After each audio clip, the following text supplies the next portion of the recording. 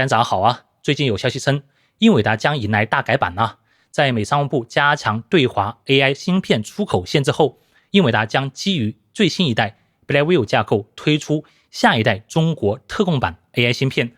并且其售价和成本会出现大幅度的降低，落在了6500到8000美元区间，远低于此前 H20 特供芯片 1.2万美元的高昂售价。最快在下个月，也就是6月份，将会正式进入量产阶段。是啊，我们会发现，根据2周前5月12日美国最新的人工智能扩散规则里面就明确重点强调了，翻译过来就是本届政府与全球可信赖的盟友共同推进美国人工智能技术的包容性战略，同时防止技术落入对手手中。很明显呢，这里的对手指的是谁？我们无需多言呢，明眼人都会发现，这不是自相矛盾吗？一边是刚刚出的新规，重点强调了要防止技术落入到非盟友手中，一边是英伟达一点不带犹豫的拿出了最新架构，积极研发新一代的中国特供版 AI 芯片，试图以低价供货再次打入中国市场。是的，表面上看美国这手牌是互相矛盾的，其实实则这里面其实暗藏玄机英伟达推出更便宜的 Blackview AI 降规版芯片，寓意何为呢？对于我们国产大模型产业来说，这是件好事情还是一件坏事情呢？那么今天我们就深入分析一下这个非常重要的话题。首先为了方便大家快速理解我先来给大家大致捋一下整个事情的主要脉络。英伟达针对中国市场推出一系列所谓降规版 AI 芯片，其实可以追溯到2022年的年初，在当时美商务部对于高端 AI 算力卡的出口限制其实是比较模棱两可的。一方面呢，还没有出现现象级的应用，同时除了微软和个别几家企业，头部的资本支出并未出现大规模的涌入，管控呈现出逐步收紧这样一个过程。我记得英伟达 H100 Hopper 架构的加速计算卡是在2022年3月22日在 GTC 大会上发布的，应该说黄仁勋高举着 H100 宣布其正式上市，是整个人类在人工智能硬件领域转折性、革命性的一件产品。H100 采用的是台积电4纳米工艺，集成了801个晶体管，支持 FP8、FP16、TF32 等多种计算精度。其中最关键的是 H100 搭载了第4代 NVLink， 拥有恐怖的 900GB 每秒的总双向带宽，并且单芯片可以支持多达18个链路的互联。随着 H100 的发布，全球的主要客户大致是在2022年4月份开始陆续的收到货。起初呢，美国政府对于英伟达向中国大陆出口高端算力芯片，其实并未进行严格的限制。当时我国主要的几家云服务商也紧急采购了规模相当可观的 H100 GPU。后来事情的转折点发生在2020年底，大家都知道发生什么事件呢？也就是在2022年11月30日 OpenAI 正式上线了 ChatGPT 3.5 模型。人们猛然发现 ChatGPT 聊天机器人不仅能够流畅的与用户对话，甚至还能写诗、答题、编程、思考。ChatGPT 的问世迅速引发了全球市场与各政府对于生成式人工智能的高度关注。是的，但凡对科学技术有点敏感度的人们已经意识到了 AI 人工智能已经不再是遥不可及的空中楼阁了，大语言模型、算力资源已经是实实在在的成为了未来科技革命的角力决胜点，成为了关乎国运之争的重要方向。值得注意的是， ChatGPT 3.5 参数量大致是在1750亿，其实当时还是用的微软 A100 GPU 集群训练的，而 H100 FP8 的计算能力又是 A100 的大概6倍左右。随即后来发生的事情大家也都知道了，在2022年8月份，美国政府正式以国家安全问题为由，禁止英伟达向中国客户出售 A100 以及更为先进的 H100 芯片。具体执行大概是在10月份开始的。当时 BS 使用了一个非常奇葩的叫做总处理性能的算法，简单来说就是结合了计算能力和互联带宽的一项综合评估手段。随后英伟达为了应对美国最新的出口限制，在经历了3到4个月研发后，英伟达紧急推出了中国特供版的 H800 芯片，也就是大概在2023年的3月份，阉割版的 H800 正式上线。别看 H800 在产品上使用了我们中国人喜欢的8这个数字，但是其实H800 针对 H100 实际上进行了大刀阔斧的一个降规，其中最关键的阉割就是将 NVLink 的带宽给限制到了 400Gbps 每秒，仅为 H100 的 44%， 直接的影响就是会导致分布式的训练效率下降了大概 30% 以上。但实际上呢， H800 发布之后在中国大陆市场依然非常抢手几乎受到了所有互联网大厂的哄抢。也就是在2023年3月份至10月份期间，在投资领域有所积累的 DeepSeek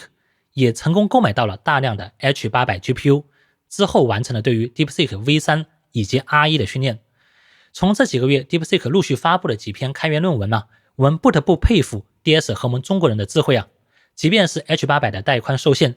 DS 依然通过 DualPipe 算法、动态分统调度优化以及 Flash MLA 架构的引入，从硬件底层上解决了英伟达 H800 在多 GPU 环境下的通信瓶颈。随即美国政府可能也收到了风声，这样搞下去不行也就是在2023年10月份，美商务部又进一步收紧了限制，不仅将消费级的 RTX 4090显卡列入了禁售清单，连同 H800 也再次被禁。后续上演的就是所谓的连狗都不要的 H20 的2次降规的故事了。是的，英伟达在2024年第一季度正式推出了特供版的 H20 芯片，不仅带宽再次被降，并且 FP32 算力被阉割到了只有 H100 GPU 的大概 20% 左右。我这里大致列了一个表大家就能比较清楚的知道这几次阉割的具体参数规格了。所以通过图表我们可以非常明确的看到一点，在几周之前 BIS 再次禁售 H20 芯片，包括对于升腾的全球禁用，其实从逻辑上、从技术上、从效果上都是完全没有道理的，纯属是为了搞事情而搞事情的一顿胡乱操作。一方面呢， H20 这种明显高显存低算力卡对于超大规模复杂模型的训练其实已经意义不大了。H20 主要是用于维系一些大厂计算中心的业务的连续性，或者用在一些高并发的推理场景。另一方面呢，我们知道到了2025年中旬这个时间节点，全球真正还在训练大模型的其实真的只有中美2个玩家了。特别是在 DS 开源后大家几乎都躺平了。目前国内真正在大模型研发上使劲的大厂其实我们一只手都能数得过来。所以道理很简单，如果你只禁升腾，有些公司可能会稍带犹豫一下，说实话怕影响到出海业务嘛。但是好家伙，你把英伟达也一起禁了，甚至连 H20 这种2次阉割的小废物都给禁了，这是逼得要所有人都揭竿而起掀桌子造反了。应该说这次新规的初衷是要锁住中国大陆大模型的发展，要遏制住升腾的成长，但是实际效果却是适得其反的，不仅大大提升了升腾在训练领域的地位，大大利好了国产卡在推理领域的销路，还严重打击到了英伟达在全球的生态布局，严重冲击到了华盛顿政府如今在全球的声誉与信誉。黄仁勋也罕见的在5月21日上周的活动演讲中承认，美国对华的 AI 出口管制已经失败，强调人工智能扩散规则的那些所谓的基本假设存在根本性的缺陷。 H20 芯片的禁售不仅没有切断中国 AI 的发展，反而造成了英伟达在中国市场份额出现了腰斩。那么大家了解完这些背景之后就能大致理解出为什么这次英伟达要如此急迫的推出更便宜的、更激进的基于 Blackview 新架构的中国特供版 AI 芯片了。有消息称为了满足合规要求，这是第3次阉割版的合规卡将基于 RTX Pro 6000平台开发，将被命名为 B400 或者 6000D， 并且会放弃更先进的 HBM 高带宽内存，转而采用 96GB 的 GDDR7 内存，并且不会使用到 CoWoS 2.5D 先进封装技术。虽然具体的参数目前还没有公布，但是我们可以参照 Blackview GB202 芯片的规格，假设采用一般性的 GDDR7 内存。我们知道 GDDR7 内存的系统带宽比 GDDR6 大概高了 60%， 单颗芯片的带宽为 192GB 每秒。也就是说在384位总线配置下，单卡带宽不会超过 1.8TB， 这也刚好卡在了最新的出口管制限制范围内。也就是说B40 的内存带宽相比 H20 大概还会阉割 50% 左右，并且延迟还会更高。另一方面呢，又由于 B40 不采用 CoWoS 封装技术，大概率也无法支持像 H20 那样的18个连接点，所以有很大的可能性 B40 会完全放弃掉 NVLink， 改用 ConnectX 或者 PCIe 来进行 GPU 间的通信。总结起来就是得益于 Blackview 架构的先进性B40 相比 H20 大概率会在单卡性能以及能效方面会有比较大幅度的提升，但是呢又受限于带宽的物理瓶颈，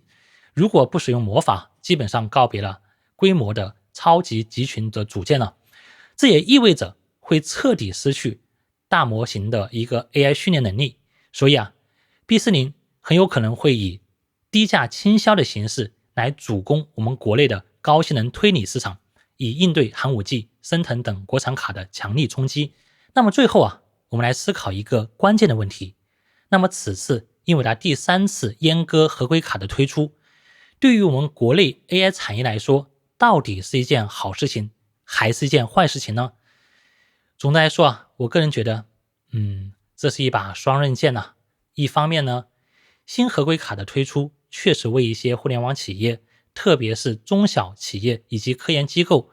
在如今CUDA生态的阶段提供了一定的底线保障和可用的 AI 算力资源，避免了因算力断供导致一些重要的研发项目陷入停摆，为国产卡的发展争取了一定缓冲的窗口期。但另一方面呢，毫无疑问 H20 包括接下来的 B40， 我们且叫它 B40 吧，也同时会带来严重的生态分化之风险。英伟达一定会用低价足量倾销，利用强劲的单卡性能维持住在中国市场的份额，维持住在中国大陆市场 CUDA 生态的用户粘性。 B40 极有可能成为关键的软性突破口特别是那些已经深度绑定了英伟达的整个技术栈的大量开发者，重要的一些企业。是的，这会对他们的迁移决心产生一定程度的动摇当然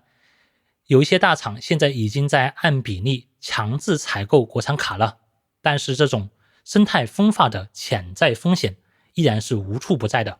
这种软刀子其实是最致命的，不仅 B40 会在中低端市场对我们国产卡形成强力的冲击，还会进一步的蚕食延缓国产卡的市场渗透率，给正在嗷嗷待哺的国产卡生态 AI 生态造成一定程度的影响。而且更重要的是这会动摇一些关键企业的战略定力所以短期的算力需求兜底与长期的生态锁死的风险它是并存的，核心矛盾依然是算力的获取与构建自主可控的 AI 生态之间的矛盾。是的，我们国产卡也要争气也要加油现在国产卡是从可用到好用，